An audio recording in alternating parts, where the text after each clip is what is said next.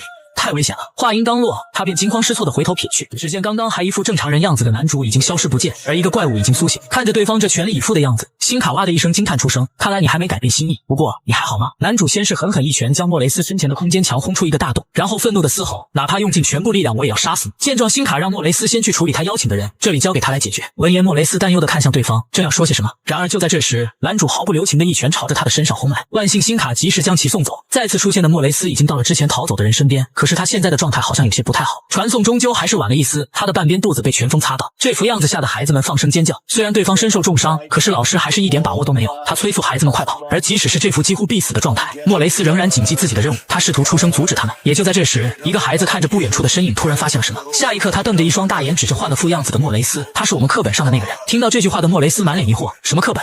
不出意外的，接下来估计他会被唤醒良知。画面回到另一边，辛卡惊叹的看着头顶，只见密密麻麻的血色丝线将周围笼罩起来，这才刚开始就放大招，是不是有些过分？而男主可不想继续玩什么互相试探的游戏，这里就将是你的坟墓。对此辛卡没有丝毫的在意，他知道对方必须进入自由模式才能使用这招，所以他好奇男主是不是太过勉强。不过回应他的是男主的无情攻击，一道道血影朝着辛卡身上插来。然而下一刻，这些血影全部攻击到了男主身上，原来是辛卡开启了一个个小型传送，将所有攻击返还回去。可惜的是，这些攻击没有给男主带来任何伤害，当然这也在辛卡预料之中。知道自己不是男主对手，辛卡毫不犹豫地召唤帮手。下一刻，他的两个忠实小跟班坎尼斯及凯特便出现在他身边。不过看着头顶这熟悉的血幕，他们感觉自己出现的有点多余，哪有人一开始就使用终极技能的？这还怎么打？两人全都表示不可能。辛卡是个乐于听取别人意见的人，既然这样，那我们逃跑吧。说着他向男主挥手告辞。然而等他再次想要开启空间通道时，不出意外的意外发生了。三人震惊的看着眼前，不敢相信空间转移居然失败了。对面的男主冷漠的看着几人：“不是告诉过你了吗？这里将是你的坟墓。”原来这个血色牢笼可以根据男主的意志封锁这片空间，一旦有人进入就将无法逃离。上一次辛卡之所以可以将白毛小哥救出，是因为他本身就在外面，而这一次则不同，当他身处牢笼之内时，不经男主允许将无法再次出去，属实是个难缠的能力。就在这时，男主再一次一拳朝着三人挥去，辛卡赶忙撑起一个空间结界将几人护在中间。然而两人之间的力量终究是差距过大，仅一拳空间便破碎开来，看起来他们好像陷入绝境。可此时坎尼斯及凯特却战意盎然，他们请求解开束缚。闻言辛卡却有点犹豫，他答应过白毛小哥，等他长大后由他亲手杀死男主。可现在的情况是，如果不杀了他，他们恐怕无法活着离开。见识过男主的强大，居然还有信心能杀死他，看来两人原本实力也不简单。最终辛卡无奈赞成，好吧，他觉着白毛小哥应该可以理解。他刚要说束缚解除，两人也做好准备撕碎限制装置。然而下一刻，一股巨大的压力陡然压在两人身上，将他们的动作打断。突如其来的意外让辛卡不禁流下冷汗，他们难以置信的抬头看去，这是发生了什么？不仅仅是他们，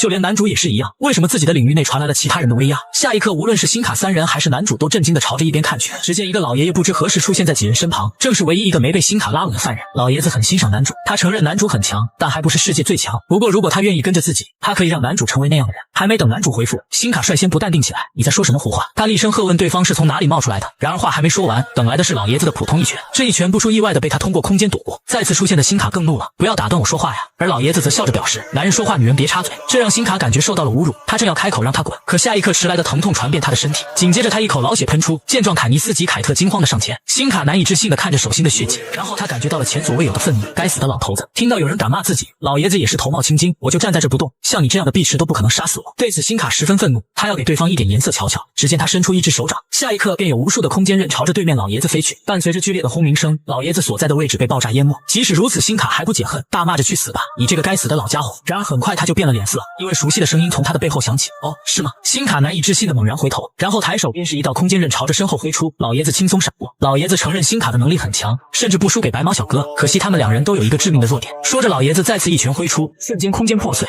星卡直接倒飞出去，然后狠狠地撞在血色牢笼边缘，再次一口老血喷出。而老爷子则平静地握着拳头，你们都太过相信自己的能力，压根没有锻炼自己的身体。说着，老爷子走到艰难起身的星卡面前，接下来他要给对方展示一下什么才是真正的力量。然而就在下一刻，无数空间通道出现在老爷子头顶上方，老爷子只是面无表情的一瞥，下一秒坎尼斯从空间通道中飞出，一脚狠狠地踹向老爷子。老爷子抬起一条胳膊抵挡，这一脚传来的力量出乎老爷子预料，一时大意的他居然被一脚踹飞出去，当然带来的效果也只是让老爷子更加兴奋而已。同时他不得不承认，星卡的两个小弟是有认真锻炼身体的，而面对两个人的同时进攻，老爷子也不得不稍微认真一点，用两只手对付两个人。星卡则咬紧牙关，为自己的两个小弟提供支援。面对突然出现的意外，男主虽然有些措手不及，但在观察局势之后，他很快便决定了下一步行动，那就是与老爷子合作，先干掉那个麻烦的女人。与此同时，另外一边，世界安全理事会高层已经得知了老爷子出现的消息。原来刚刚男主趁着几人战斗的时候，已经将这件事上报，在座的都知道老爷子脾气古怪，这一次恐怕是发现了感兴趣的人。不过总统有些担忧，男主会不会处于危险之中？对此，其他几人让总统不用担心，他们虽然不知道老爷子有多强，但是却清楚他的为人，他不会对男主怀有敌意。不过有些人会带来怎样的意外就说不清了。说着，几人看向了一旁的一张空椅子，那是属于前任英雄协会会长乌托里蒂的位置。画面一转来到另外一边，听到自己的名字出现在课本上，莫雷斯突然大声笑了起来。为什么教科书上会有我的信息？然后他满脸青筋直冒，实在是太荒唐了，还真是让人恼火呀！见势不妙，老师赶紧出声解释，不仅仅是你，所有卢克鲁斯监狱的罪犯都被记录在案。闻言，莫雷斯更是愤怒，为什么？难道是为了嘲笑那些失败者吗？对此，老师慌忙开口，当然不是这样，这是为了更加了解你们。说起来，这件事还是男主哥哥的主张。当听说罗莎和马格特建立了一所能力者学院之后，男主的哥哥便以卢克鲁斯监狱狱警的身份找上了两人，然后提议希望他们可以把犯罪学加入学生们的必修课中，最终获得了两人的认同。对此，莫雷斯感觉有些荒唐，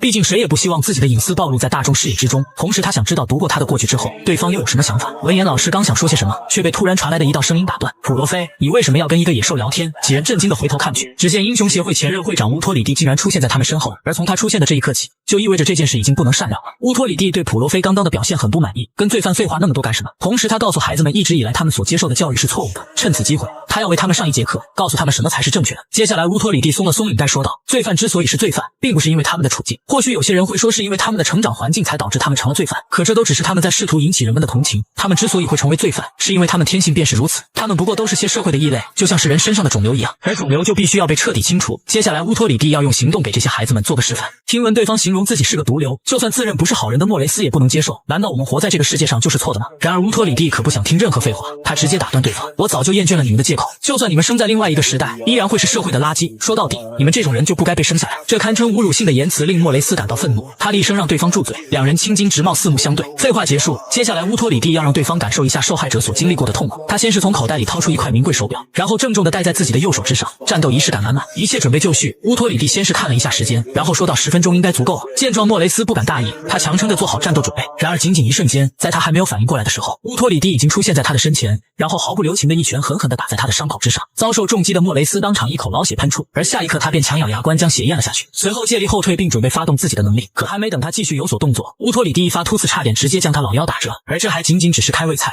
接下来密密麻麻的拳头直接打在他的身上，短短几秒，莫雷斯就已经被打得失去意识。即便如此，乌托里蒂仍然没有放过对方，只见他双手抓住对方脑袋，然后一膝盖狠狠地顶在他的脑门之上。这一击下去，对方直接破响，一口白牙七零八落。而乌托里蒂只是冷漠地看着对方，感受到痛苦了吗？以前对你们就是太宽容了。说着又是一膝盖对在对方脸上。承受着这巨大痛苦的莫雷斯愤怒咆哮，下一刻他的能力直接发动，紧接着一个个的傀儡出现在乌托里蒂身后。然而对此乌托里蒂连面色都不曾有一丝改变，仅仅只是一个加速，所有傀儡便已经四分五裂，这速度估计都快赶上男主了。此时的乌托里蒂浑身萦绕着淡蓝色的气场，他要稍微认真一下。随后便是一记友情破岩拳正中靶心，只这一下莫雷斯就飞出老远，可还不等他落地，乌托里蒂便以一个帅气的姿势挡在他的前方。接下来便是惨无人道的连招，他先是一个肘击将其击飞，然后等他落下来又是一膝盖顶在他老腰之上，再然后一记左勾拳又一记右勾拳，再来一记直拳，又一下友情破岩拳。这堪称惨烈的一幕直接看呆了场上的观众，他们只能看见密密麻麻的攻击落在莫雷斯身上。最后打够了的乌托里蒂双手合十重重地打在对方的肚子上，伴随着剧烈轰鸣声，莫雷斯宛若流星般猛地坠落到地面之上。等到烟尘散尽，莫雷斯凄惨的样子出现在众人眼前，乌托里蒂宛若看垃圾一般注视着对方，你似乎很痛苦，然而比起曾经被你伤害过的人，这些根本就不算什么。说着乌托里蒂抬起脚，然后一脚狠狠地踩下，一阵痛苦的尖叫再次传来。此时的乌托里蒂淡定地看了眼时间，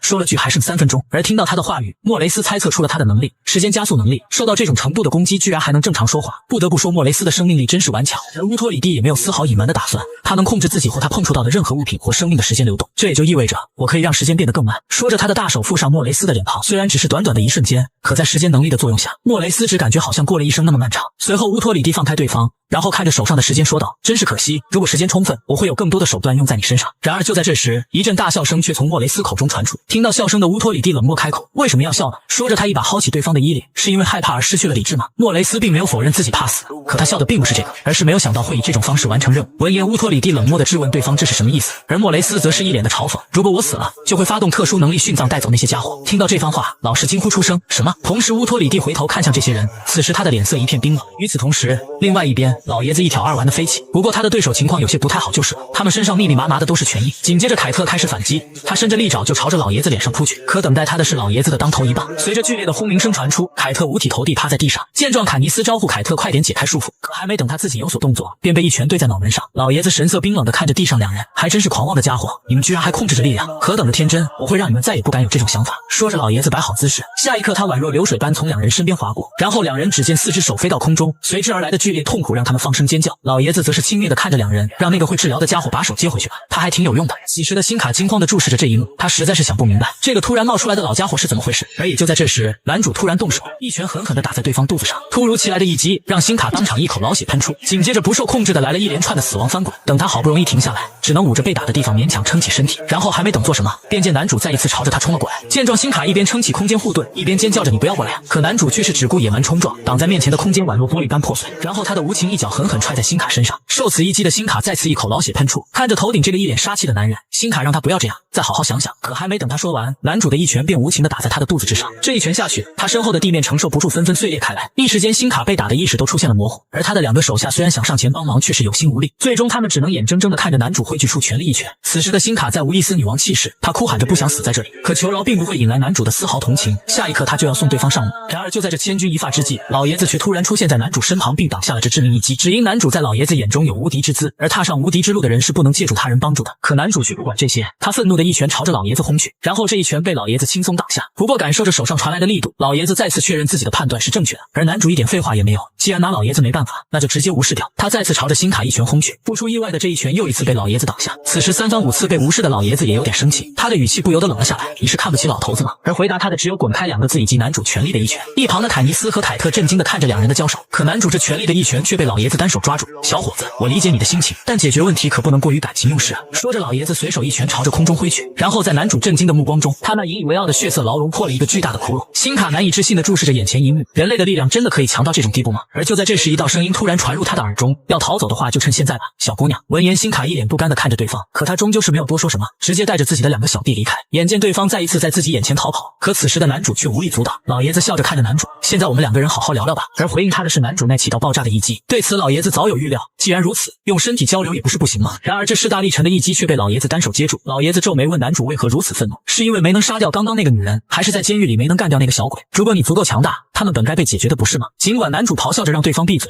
可老爷子却还在持续输出。他告诉男主，之所以没能干掉那个女人和小鬼，归根结底还是自己太弱。就像刚才那样，如果你能强到无视我，就可以直接杀掉那个女人了。愤怒不过是一个人自我否定的表现罢了，而人只有承认自己的不足，才能获得成长。虽然男主不想听对方废话，可他的攻击根本无法攻破对方的防御。最后老爷子再问了男主一次：“你为什么如此愤怒？”此时男主的脑海中浮现出那一个个死在自己眼前的人，他明明有很多机会报仇的，可终究是力量不足，让他一次又一次的失败。这一刻，男主所有的愤怒化为了不甘，然后被老爷子一拳狠狠的轰散。被打倒在地的男主终于冷静了下来，然后这个铁血硬汉再也忍不住掩面痛哭起来，长久以来压抑的情绪在这一刻得到释放。见状，老爷子一脸的欣慰，他朝着男主伸了一只手，而男主沉默片刻，终究还是握了上去。与此同时，另外一边，随着莫雷斯的死去，殉葬能力发动，一股不祥的气息从他的身体上散发出来。乌托里蒂冷眼注视着这一幕，幸好是死了才能用的能力，不然还真危险。然后他也不管在场的孩子们，提前祝他们一路走好。当然这其中不包括普罗菲老师，因为乌托里蒂相信以他的能力足以顺利活下来。随着殉葬能力发动成功，莫雷斯那巨大的灵魂出现在几人眼前，同时他的声音传出：“来吧，一起去阴间吧。”话音刚落，一道道的锁链便将老师孩子束缚，孩子们一个个被吓得放声尖叫。见状，老师出声安慰：“大家别担心，老师不是说过会保护你们吗？”闻言，莫雷斯的灵魂发出嘲笑：“你在胡说什么？”老师平静地回复：“正如我所说，孩子们会平安无事的，而在这里陪你走向终点的只有我一个人。”一番话直接把莫雷斯干沉默了，他怀疑自己的耳朵是不是出了问题。对此，老师做出解释：正如乌托里蒂所说，他只擅长防御。一开始他也十分不喜欢自己的能力，直到经过罗莎的开导，他才意识到这个能力的重要性。他可以将队友的伤害转移到自己身上，所以他将竭尽全力代替孩子们承担所有伤害。闻言，孩子们全都担忧地看向自己的老师，而莫雷斯则难以置信地问他为什么要做到这种地步。对此，老师回答的没有丝毫迟疑：“我不是说过了吗？因为我是老师啊。”莫雷斯不能理解，这和一个人送死有什么区别？你是不会理解我的，因为我们生活在不同的世界。你从小被坏人养大，培养成一个杀人机器。你的人生从未有过自己选择的机会，一直像个傀儡一样被操纵着。为了别人那糟糕的未来，你踏上了错误的道路。听到自己的人生被否定，莫雷斯一遍遍不断的厉声呵斥对方住口，可老师却一定要说，他不会放任对方这样下去，就算是一起走到阴间，也一定要纠正对方曾学到的错误。看着这个油盐不进的家伙，莫雷斯差点气得再死一遍。你这家伙，老师是一个为了孩子未来而奉献的职业，从普罗菲成为老师的那一刻起，就已经做好了为孩子们牺牲的觉悟。孩子们哭喊着让老师不要丢下他们，而老师却是一脸的笑容，没关系的，大家一定要成为善良的大人哦，因为你们就是我的未来。未来2个字触动了莫雷斯的内心，因为有人曾经跟他说过一样的话。那时候的莫雷斯只是一个小乞丐，而那一天一个女人出现在了他的人生。大家好，从今天开始我就是你们的老师，今后你们就是我的未来。那时的老师就是莫雷斯人生中的一束光，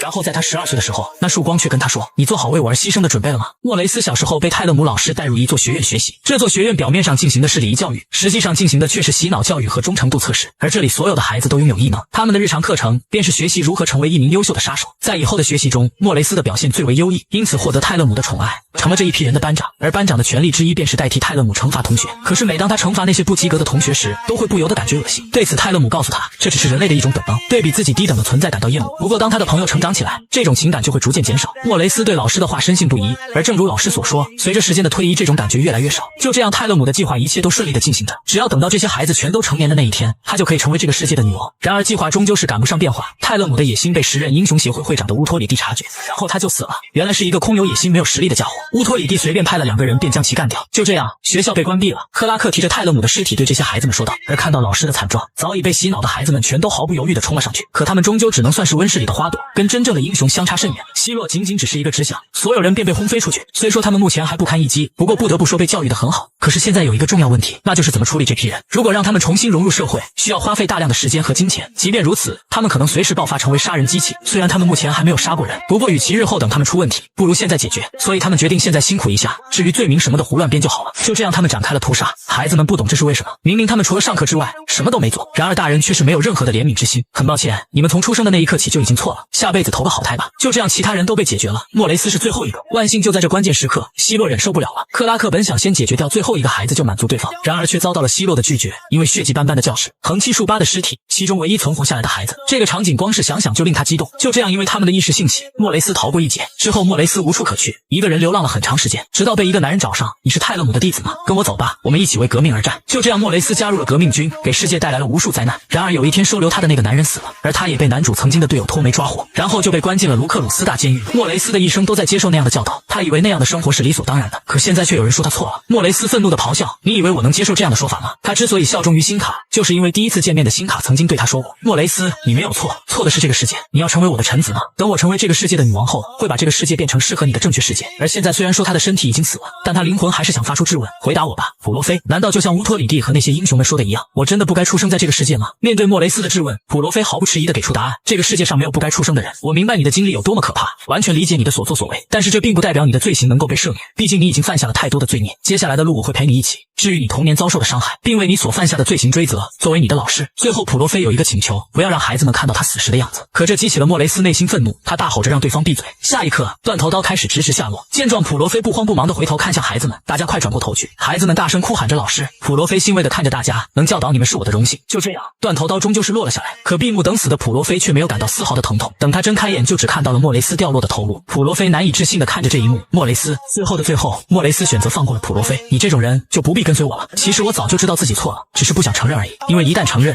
就会发现自己已经走得太远。每当惩罚朋友之后，尽管朋友们笑着说自己没事，可在照着朋友们鲜血的自己面前，他感到恶心。当被托梅抓捕时，托梅说莫雷斯你不要再当傀儡了，在托梅眼中映出的自己，他感到恶心。很高兴见到你，莫雷斯，我是狱警红之雅。看着自己倒映在狱警递过来的汤里，他感到恶心，对此他不能接受，他并不恶心，他学的一切都没有错，恶心的是这个世界，错误的也是这个世界。他一直这样践行着，想要就这样活下去。与此同时，另外一边，一个个的空间门突然出现，这是辛卡在召集大家回去。虽然有些不明白为什么这么突然，但是大多数成员都听从命令。虽然他们并不觉得这件事会这么简单结束，只有爱德华这个刺头一点也不听话。然后辛卡直接出现在他的身边，并质问他看到传送门为什么还不回去。对此，爱德华表示自己还有点事。然而话音刚落，爱德华便感觉身后升起一股寒意，同时辛卡那冰寒刺骨的声音传来，要么立刻回来，要么死。就这样，阿尔法世界的邀请函事件告一段落。跟男主一起回来的老爷子请求与世界政府展开会谈。一开始老爷子还好奇，他们怎么能同意没有任何拘束的见面？可到这一看，原来有几个老面孔，同时老爷子的2个熟人也主动开口打招呼。3人略微寒暄，互相打趣了几句，然后总统先生便出声打断了他们，并询问老爷子想谈些什么。老爷子还是第一次见到现任总统，感慨还真是年轻。紧接着他便说出出了此次目的。事实上他不是来商议，而是来通知的。他已经收了男主为徒，希望世界政府不要干涉，就这些。当老爷子离开之后，在座人员对这件事进行了投票，最终除了乌托里蒂同意之外，其他人都持反对意见，这让乌托里蒂大为愤怒。